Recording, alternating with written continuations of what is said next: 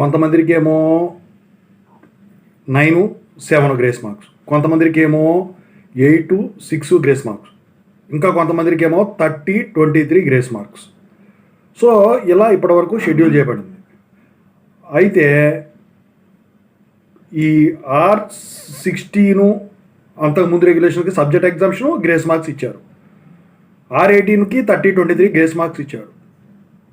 అయితే ఇప్పుడు మీకు ఒక ఇంపార్టెంట్ విషయం చెప్పాలి, అదేంటో చెప్తాను. సో ముందుగా అయితే ఇంతవరకు ఈ ఛానల్ సబ్స్క్రైబ్ చేసుకుని వాళ్ళు ఎవరు ఉంటే సబ్స్క్రైబ్ చేసుకోండి, ఈ వీడియోని లైక్ చేయండి, షేర్ చేయండి. మీకు ఏమైనా డౌట్స్ ఉన్నట్టయితే కాల్ మీ ఫోర్ ద్వారా కాల్ చేయండి. Telugu engineering education Telegram YouTube channel subscribe చేసుకోండి, జేఎన్టీ యూనివర్సిటీ అప్డేట్స్ ఛానల్ కూడా. ఇక టాపిక్లో వెళితే ఏంట్రా బాబు అంటే 30, 23 గ్రేస్ మార్క్స్ అనేవి ఓన్లీ R18 బ్యాచ్కి మాత్రమే ఉన్నాయి. R16 బ్యాచ్కి కానీ, R13 బ్యాచ్కి కానీ, R09 బ్యాచ్కి కానీ ఈ 30, 23 గ్రేస్ మార్క్స్ అనేవి అప్లికబుల్ కావు. ఒకవేళ మీరు రీఅడ్మిట్ అయి ఉన్నట్టయితే అప్పుడు వేరే పొజిషన్ ఉంటుంది. అదేంటంటే మీరు ఏమైనా డౌట్స్ ఉన్నట్టయితే కాల్ మీ ఫోర్ ద్వారా కాల్ చేయండి, చెప్తాను. అది చాలా ప్రాసెస్ ఉంది, అది రకరకాలుగా ఉంటుంది.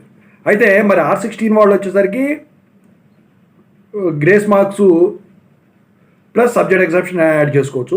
R13 వచ్చేసరికి 8 రెగ్యులర్, 6 లేటర్ ఎంట్రీ వాళ్ళు, సబ్జెక్ట్ ఎగ్జామ్షన్ 8 క్రెడిట్స్ యాడ్ చేసుకోవచ్చు. అలా R09 కూడా అంతే. అయితే వీళ్ళకి ఇలా ఉన్నాయి, వీళ్ళకి నో గ్రేస్ మార్క్స్ ఆఫ్ 30, 23, కానీ R18 వాళ్ళకి మాత్రం 30, 23 ఉన్నాయి.